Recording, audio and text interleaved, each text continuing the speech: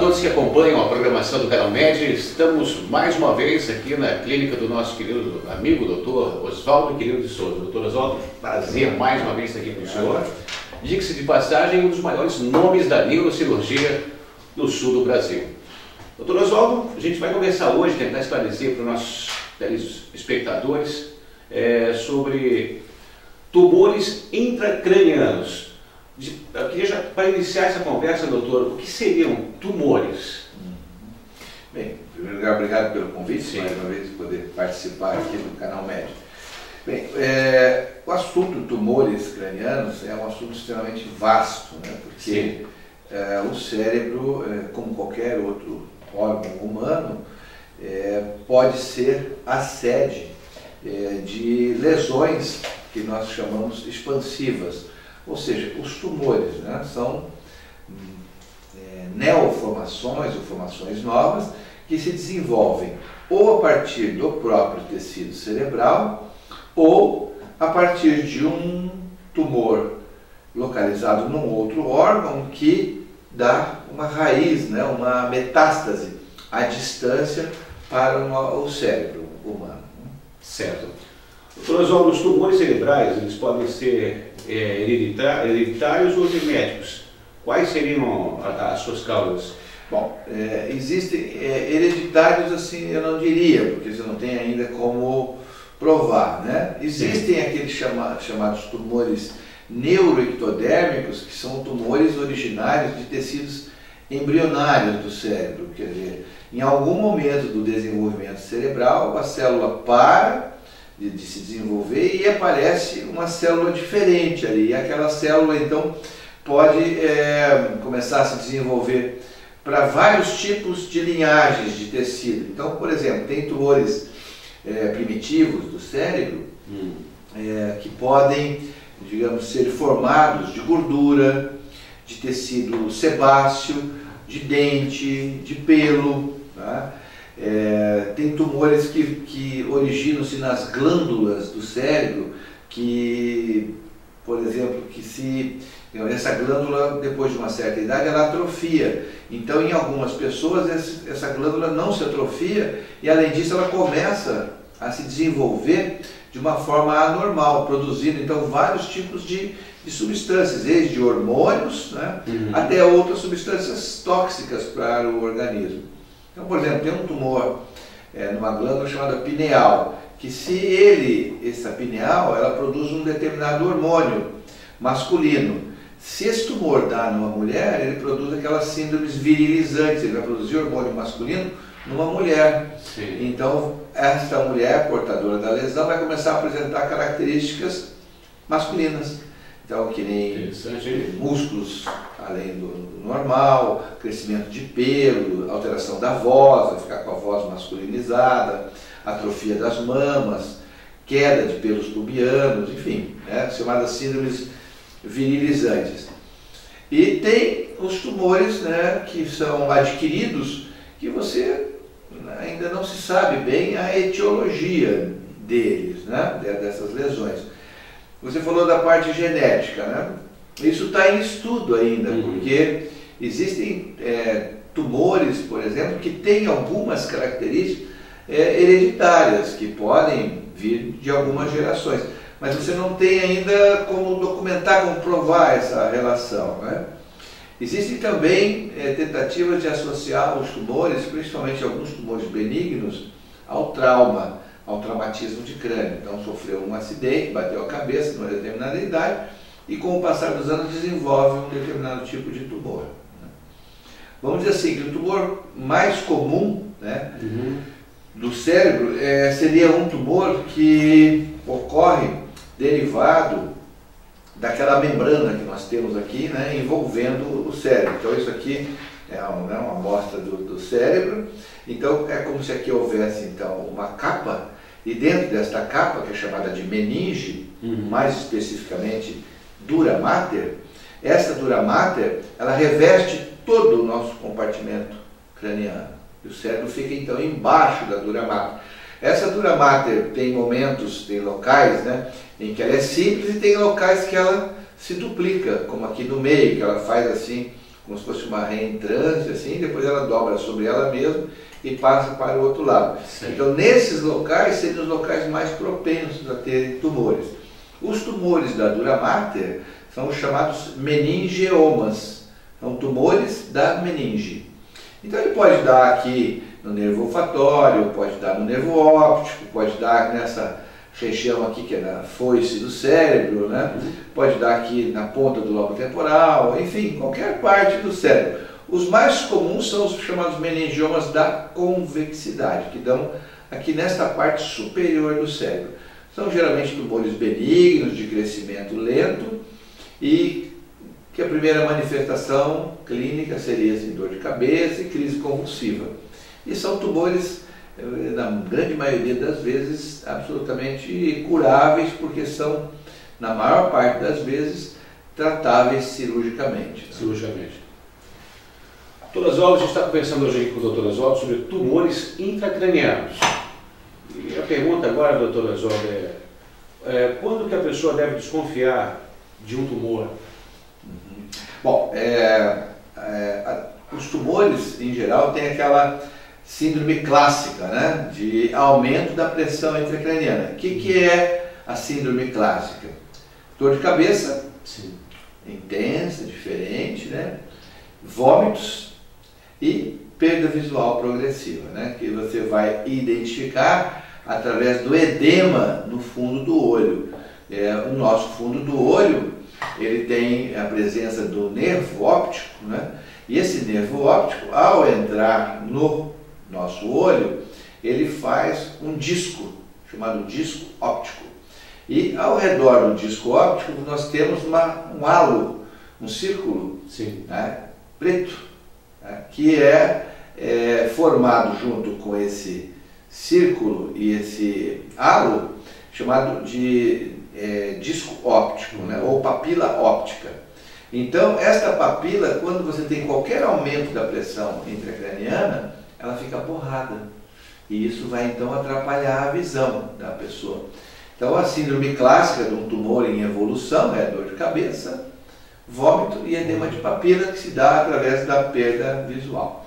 Mas você tem que desconfiar também de tumores naquelas pessoas, às vezes, com uma mudança de comportamento, por exemplo, depois dos 60 anos, né?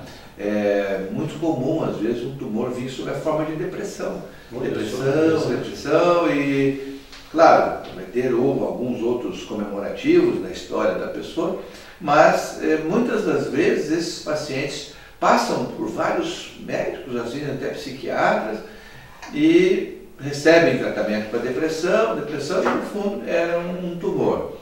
Você também vai desconfiar de um tumor cerebral naqueles pacientes que já estão fazendo tratamento para algum tipo de tumor, né? Sim. Então, às vezes, um tumor de pulmão, um tumor de mama, um tumor de rim, um tumor de fígado, um tumor de intestino, de próstata, enfim, um tumor em alguma outra parte do corpo, em que a pessoa começa a ter algum tipo de manifestação neurológica, começa a ter dor de cabeça, perda visual, anorexia, emagrecimento, alteração da fala, alteração da marcha, né?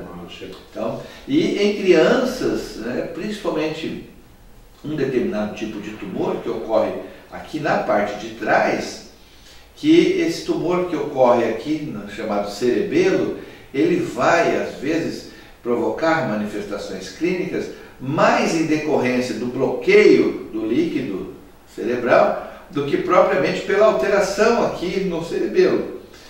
Claro que se ele tiver um crescimento no cerebelo, por exemplo, a criança começa a ter dificuldade para caminhar e quedas frequentes.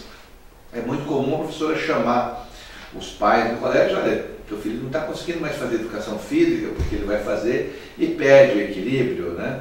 Então, o teu filho tem dor de cabeça todas as manhãs. Então, o filho, quando vem a merenda, ele vomita, né?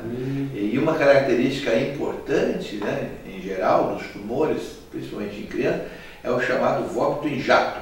O que é o vômito em jato? É aquele vômito que não é precedido por náusea.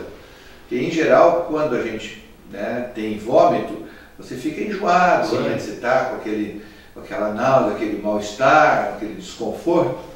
Mas no vômito cerebral, a pessoa está bem e subitamente ela vomita. Então você deve desconfiar quando a pessoa tem, principalmente vômitos matinais. Acordou pela manhã e já vomita. Isso aí até que prova em contrário, você tem que investigar a presença de um tumor cerebral. Vômito matinal, e sem náusea antes, né? Então em crianças você tem uma diferenciação. Se você tiver uma criança, um bebê, por exemplo, que ainda a moleira não fechou, então às vezes o tumor vai demorar para se manifestar clinicamente, mas você vai ver o quê? A cabeça crescer. A criança começa a dilatar a cabeça. E por quê? Porque a cabeça ainda está molezinha, né? Então vai aumentando a pressão intracraniana, vai aumentando, e a moleira não se fecha. Fica aquele moleirão aberto assim, aquele cérebro pulsando aqui em cima da moleira, né? Então, o diagnóstico às vezes pode ser mais tardio. Mas se você tem um bebê que você... Assim, a criança está relativamente bem, está comendo, está mamando ainda, né? Está estável, não está vomitando, mas está com a cabeça crescendo, bom, tem alguma coisa que está errada. E às vezes pode ser um tumor, né? Que está desenvolvendo no cérebro aquele lactente, né? Fica parecido com a hidrocefalia maior? É que às vezes, então, como eu falei, o tumor aqui na região de trás, que é mais frequente nas crianças, né? Eles vão causar primeiro hidrocefalia. Ah, sim. Por causa do bloqueio do líquido, então a cabeça começa a crescer. Você faz o diagnóstico pela hidrocefalia. Então aí primeiro você vai tratar a hidrocefalia, botar uma válvula e depois vai operar o tumor, né? E são tumores benignos, doutor? Não, esses tumores da infância geralmente são malignos, né? Existe um tipo de tumor que é benigno, que é chamado de astrocitoma. Esse daí é um tumor que tem um excelente prognóstico. Agora tem um outro que felizmente diminuiu bastante a incidência desses tumores, faz até bastante tempo que a gente nem opera, é o meduloblastoma, né? Que ele dá aqui na parte de trás da cabeça, né? Então, para isso você fez uma pergunta interessante sobre tumores benignos ou malignos, né? Então, no cérebro nós temos essas linhagens de tumores, né? Um tumor bem frequente, né? É os chamados tumores da glia, ou tumores gliais. O que é a glia? A glia é o tecido que dá a sustentação para o nosso cérebro. Nosso cérebro é formado, né, de bilhões de neurônios, que são as células básicas, as unidades motoras, né, vamos dizer, do cérebro. Cada célula é chamada de neurônio. Agora, para unir, para integrar esse neurônio, né, então aquela substância que seria o cimento, arcabouço disso, são as chamadas células gliais, né? E os tumores da glia são os mais frequentes e são, em geral, malignos, né, que são chamados gliomas. Então, nos gliomas, você vai ter tumores assim, de baixa malignidade e de alta malignidade, né? Aí você vai dividir, né, de acordo com as características desses tumores, né? Em grau 1, grau 2, grau 3 e grau 4, né? Desses tumores. O grau 4 é o que é 1000 vezes maior do que o grau 1? Não, o grau 4 seria assim, um grau máximo de malignidade pela indiferenciação celular. Como é que você classifica um tumor quando ele é benigno, quando ele é maligno? Sim. Então, por exemplo, assim, você tem uma célula, a célula normal, né? Você vê essa célula normal, ela é composta assim, de uma cabeça e de um corpo, né? E dentro da cabeça você vai ter alguns elementos, vai ter um núcleo que vai ser a parte reprodutora da célula, né? E ali dentro você vai ter assim, vários elementos, que nem a mitocôndria, que produz energia, o lisossoma, o nucleolo, enfim, o RNA, o DNA da célula. Então, cada estrutura dessa vai ter uma função. Então, quanto mais parecido com a célula mãe, com a célula normal for a célula do tumor, mais benigno ele é. Sempre ele vai ter um grau de diferenciação. Então, por exemplo, se a célula normal tem um núcleo, a célula tumoral, mesmo que benigna, digamos, um exemplo, vai ter 3, 4, 5, 10 núcleos. Mas a célula maligna vai ter 100 núcleos. Entendeu? Entendi. A diferenciação é muito rápida. Por quê? Porque, digamos, quanto mais distante da célula normal ela for, mais maligna ela vai ser. Por isso que o crescimento dela é muito rápido, ela se reproduz ela nasce, cresce, né, vive e morre em questão de horas, né, quando uma célula normal levaria dias, né? Então, por isso que os tumores malignos são agressivos, porque eles produzem muita necrose, né? Que o tecido é rapidamente destruído, né, pela célula, porque ela não tem sustentação, ela tem mais, digamos, núcleos para se dividir, mas não tem tanta fonte de energia, porque é muito rápido, né, o ciclo de vida dela. Em casos de cirurgias, esses casos, doutor, muitas vezes tem que fazer também a quimio e a rádio, né, acompanhar. No caso aí seriam tratamentos complementares, né? Então, em geral, se você tem um tumor benigno do cérebro, em geral, dependendo da localização, você retirou, pronto, está curado. Não precisa fazer mais nenhum tratamento complementar. Agora, se você tiver um tumor maligno, então aí você vai precisar de algum tratamento adjuvante, que a gente chama, complementar, né? Então, para o cérebro, hoje, já existe, né, aquela quimioterapia oral que você vai fazer depois, assim, com uma dose diária de um determinado comprimido.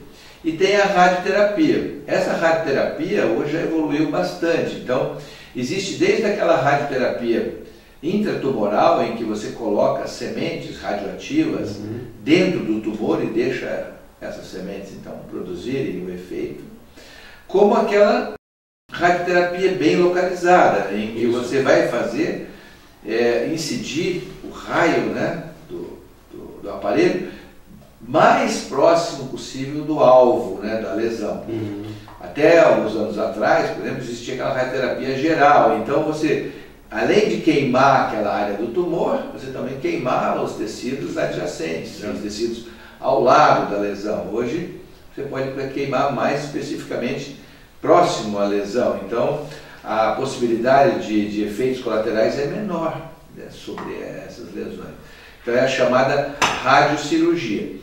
Mas o que a gente vê assim, é que sempre quando você pode operar a lesão, o prognóstico é melhor, porque quando você opera, você faz pelo menos uma chamada citorredução, quer dizer, uma redução da quantidade de células malignas, né? Quanto mais células malignas você tirar, melhor. Quanto menos células ficar, para a radioterapia agir, melhor para a pessoa, você vai aumentar a sobrevida, né? De qualquer forma, assim, uma coisa muito boa que aconteceu nos últimos anos é que aumentou muito a sobrevida das pessoas com tumor cerebral, né? Até 10 anos atrás, né, digamos assim, era um diagnóstico assim, muito, né, na centena, né? E hoje, assim, muitas lesões assim, aumentando muito a sobrevida, assim, sabe?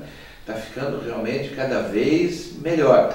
Há uma perspectiva que dentro de alguns anos, né, boa parte dos tumores serão tratados como doenças crônicas, quer dizer, a pessoa é portador e vai conviver com aquilo, vai fazer o tratamento e vai conviver, não é aquela lesão que vai acelerar o processo de morte, né? Entendi.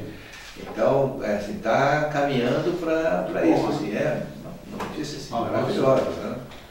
Doutor João, como se faz o diagnóstico do tumor intracraniano? Bem, o diagnóstico, assim, geralmente faz então pela parte clínica, o que leva a pessoa a procurar o médico dela ou o especialista é aquilo que eu falei para você, a dor de cabeça, uma alteração, né? Uma dor de cabeça, vômitos inexplicáveis, matinais, alteração da marcha, alteração da fala, perda visual, dificuldade para engolir, né? Enfim, alguma coisa que envolve o sistema nervoso que ficou diferente. A partir daí, então, se solicita, né, sempre uma ressonância magnética ou uma tomografia. Em geral, começa-se pela tomografia, mas a tomografia mostrando alguma lesão já se parte para a ressonância magnética para poder fazer a programação, em geral, da cirurgia, né? Antigamente existiam outras maneiras de diagnóstico, como a cintilografia, como a pneumoencefalografia, ventriculografia, mas isso aí tudo em desuso, né? Hoje, o exame padrão mesmo, vamos dizer, o padrão, né, seria a ressonância magnética, né? Sem dúvida nenhuma, né? Mas em locais ainda que não tem ressonância, a tomografia cumpre bem esse objetivo em mais de 90% dos casos. Bom, doutor Oswaldo, para encerrar, qual seria o tratamento, o correto procedimento para tumores intracranianos? Bom, assim, o importante também, né, quando você faz diagnóstico, é determinar a localização desses tumores, porque o cérebro, ainda existem áreas que são de maior ou de menor dificuldade de acesso.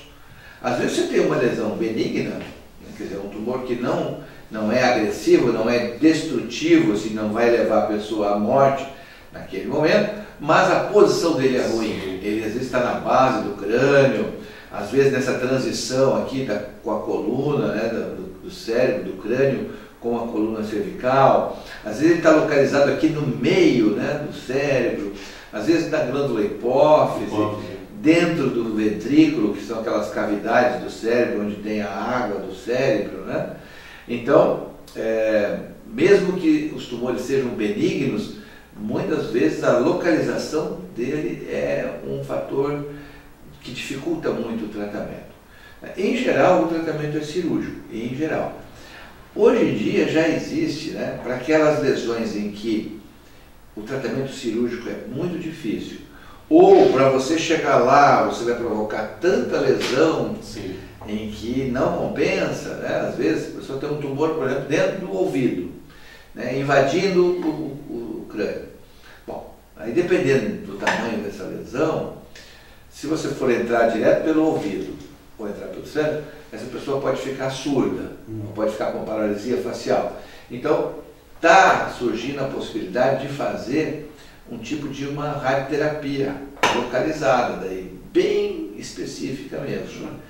Quer dizer, o equipamento, um exemplo mais ou menos seria assim, sabe aquelas canetinhas que emitem aquela luzinha, né? Laser. Aquela pontinha laser. Se você aperta aqui, quer dizer, se eu tiver com a minha canetinha aqui, o raio vai lá na parede, né? Mas existe uma maneira hoje, por exemplo, de eu apertar aqui e o raio, ao invés de chegar lá na parede, parar onde eu quero, parar na metade do caminho, parar daqui a 30 centímetros, né? Então, é um equipamento que você vai fazer uma radioterapia extremamente localizada, e aí vai dar o raio, que esse raio, ao invés de atravessar o crânio, pegar outras coisas, vai só sobre aquela lesão, então ele diminuiria o tamanho da lesão, propiciando então um acompanhamento da lesão com pouca sequela para a pessoa, né? Mas, então, a programação do tratamento vai depender sobretudo da localização. Você tem, por exemplo, tumores de baixa malignidade, suponhamos, que não são tão agressivos, mas que estão localizados ou na área da visão, ou na área da fala, ou na hora do olfato. Então, por exemplo, você tem um tumor na área da visão, na área motora, né? Você sabe que se você entrar aqui, nesse lugar, essa pessoa, você pode até tirar o tumor, mas essa pessoa vai sair paralítica da sala de operação. Vai sair com um lado paralisado. Então, em geral, vai sair com o quê? Com o lado oposto ao tumor, porque no cérebro as coisas são cruzadas, né? Então, às vezes o que acontece? Você entra, então, por uma área um pouquinho mais distante do tumor, compensa, do que você entrar em cima do tumor sobre a área motora. Você entra numa área mais distante, mas que vai te dar acesso, e você vai retirar o que dá para não ser tão agressivo assim, e depois você vai fazer um tratamento complementar. Então, a cirurgia do tumor, ela é muito particularizada, né? Ela tem que ser pesada caso a caso, pessoa a pessoa. Cada pessoa é diferente e vai ter o seu tratamento de acordo com aquela lesão, entende? Não dá para você generalizar. Não dá para dizer o seguinte, bom, tendo acesso, sempre é bom operar, né? A menos que seja uma lesão, dizendo assim, que tem um comportamento muito benigno, que o crescimento é muito lento, então você pode ir postergando a cirurgia, né? Pode ir adiando até ad infinito, até a pessoa... Uma das cirurgias mais interessantes que o canal médico filmou até agora com o senhor, na área da neuro, foi a hipófise, inclusive. Ah, sim. Ela foi bem por trás dos olhos, nervo óptico, né? Vai comprimindo. Então, aquela cirurgia é uma cirurgia bem interessante. E claro, você vai operar por quê?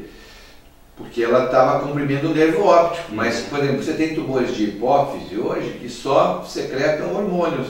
E tem medicação, você toma ou injetável ou comprimido, que controla o tumor. Você vai só acompanhando. Você vai só acompanhando, você não precisa operar o tumor, deixa ele quietinho ali. Aliás, na maior parte das vezes, os tumores de hipófise não são operados. Você só opera quando tem, então, aquele extravasamento da lesão que começa a comprimir, né? A carótida, que é aquela artéria que leva sangue para o cérebro, então sim, comprime o nervo óptico e vai causar alteração visual, podendo levar à cegueira. Você opera, mas do contrário, a maior parte dos tumores hoje da hipófise controla com remédio. Que é bem invasiva, né, doutor? É bem invasiva, o acesso assim, né, tem que abrir o osso frontal, né, então... porque a primeira vez a gente nunca esquece, a primeira cirurgia, essa foi a minha primeira vez. Então a primeira vou esquecer, jamais vou esquecer. Doutor Oswaldo, qual seria para fechar o tratamento? Então, o tratamento aí vai depender, você vai indicar cirurgia ou não indicar, e uma vez operando, então aí você vai ver, tentar, né, uma ressecção mais ampla possível, uma retirada maior possível da lesão, e depois vai mandar examinar esse material, né? Até uns anos atrás fazia um diagnóstico simples, ó, é maligno ou benigno. Hoje em dia já tem estudos, chamados estudos imunohistoquímicos, que você consegue detectar, por exemplo, no mesmo tipo de tumor, no mesmo tipo, um que responde melhor e um que responde pior ao tratamento. O mesmo tipo de tumor. Ele vai ter um determinado tipo de alteração dentro dele, cromossômica, que vai dizer, não, esse tumor aqui, ele vai responder à radioterapia, ou esse aqui não vai responder à radioterapia. O mesmo nome de tumor. Então você pode fazer esse estudo hoje, dessa lesão, né? E esse estudo está apurando cada vez mais, são os chamados marcadores, né, tumorais. Né? Então vai chegar num ponto em que você vai poder, engenharia genética, descobrir um medicamento para cada tipo de tumor. O mesmo tumor, por exemplo, existe uma lesão que é o mais comum, chamado glioblastoma, né, multiforme, ou astrocitoma grau 4, que é o grande, esse é o grande vilão, né, dos tumores cerebrais, em que dentro dele vai haver essa diferenciação. Já se consegue alguns marcadores ali, sabe? Então você vai poder dizer, ó, esse tumor vai responder, esse não vai. Esse vai precisar dessa droga, esse vai precisar daquela droga. Vai poder daí particularizar o tratamento também, né? Não vai ter um protocolo único, como tem hoje, ó, todos eles vão usar esse aqui. Não, vai ter um protocolo diferente para cada tipo de tumor. Isso é estudo ou já está sendo... Não, isso é uma coisa assim, bem avançada, já está bem avançado. Assim. Os países desenvolvidos já têm, hoje no Brasil também você tem acesso a isso, sabe? Em alguns laboratórios, você já solicita, depois que faz a cirurgia, o oncologista já vai, já solicita e já vê. E já existem algumas drogas bem mais específicas para cada tipo. Se eu fosse para a radioterapia do laser, já tem no Brasil? Já tem. Em Santa Catarina já dispõe? Já dispõe. O CEPOM, em Florianópolis, já... Que é super interessante. Muito interessante. É o chamado Gamma Knife, né? A radiocirurgia.